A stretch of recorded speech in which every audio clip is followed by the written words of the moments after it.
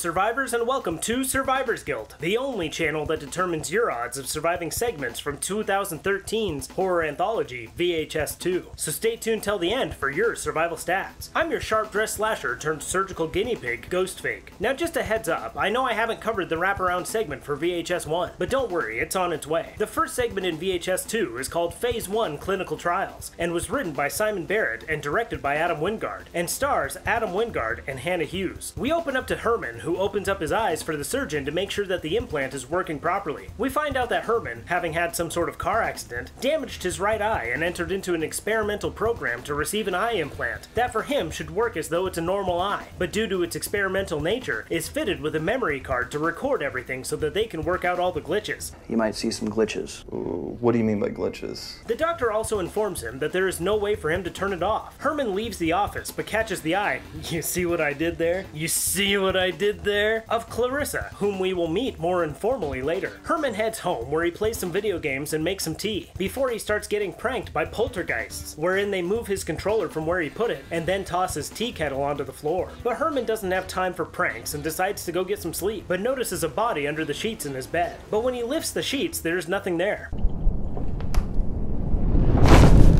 Ah, classic prank. But when he turns away from the bed, he bumps into deposit number 1 into the meat bank and runs into his bathroom. He calls his doctor and tells him that his eye has gone all nuts and he'll be in tomorrow to get it fixed. He leaves the bathroom but gets jump scared by deposit number 2, taking the form of a little ghost girl in his hallway, before he runs back into the bathroom for refuge. Fun fact, bathrooms are the one room in a house that ghosts won't go. I don't know why, it's just science. He wakes up the next day having slept a little in the bathtub, and he walks out to his living room and dozes off on the couch. He wakes up that evening to the doorbell chiming and finds Clarissa, the girl from the doctor's office, at the door asking to be let in. Look, I can see you through the peephole.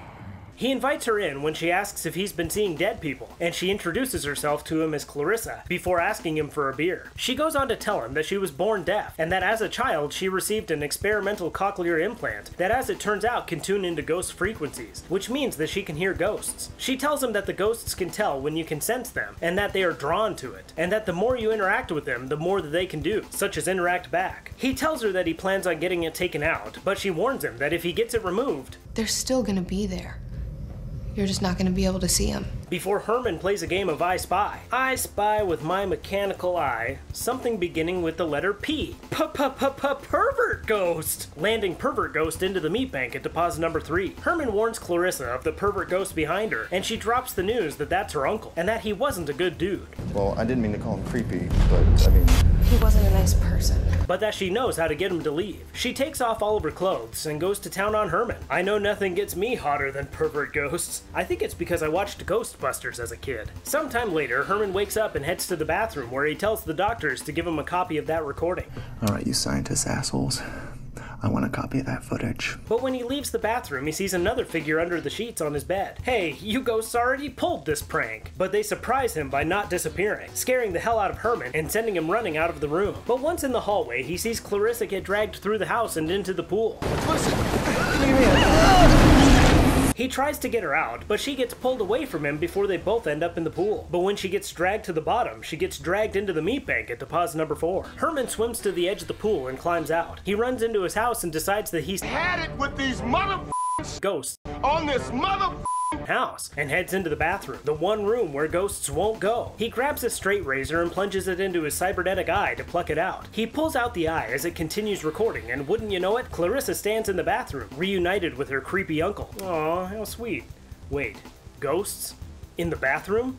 The science has changed! The science has changed! Herman puts the eye down and leaves the bathroom only to get attacked by a ghost, and the ghost then picks up the eye and shoves it down Herman's throat. And though I can't say for sure, I'm going to imagine that these ghosts take Herman into the meat bank, landing him into the meat bank at deposit number 5, and the segment ends. Now for your survival stats. We start off our meat bank deposits with this dude ghost at deposit number 1, this little girl at deposit number 2, Clarissa's creepy uncle, the pervert ghost at deposit number 3, Clarissa swims in at deposit number 4, and Herman gobbles in at deposit number 5, leaving the doctor as the only survivor, which means that out of a total of 6 characters, only 1 survives, giving you a 16.7% chance of surviving this segment. Given those odds, how turned on do creepy pervert ghosts get you? Let me know in the comments below. And as always, thanks, and don't die.